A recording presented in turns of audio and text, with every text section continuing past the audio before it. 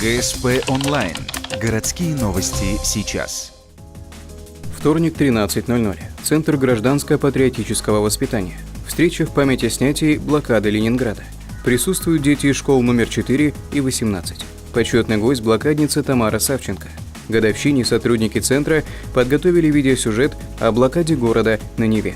Эти мероприятия проводятся для формирования чувства патриотизма, уважительного отношения к нашим ветеранам, которые живут в нашем городе и которые отдали свои жизни,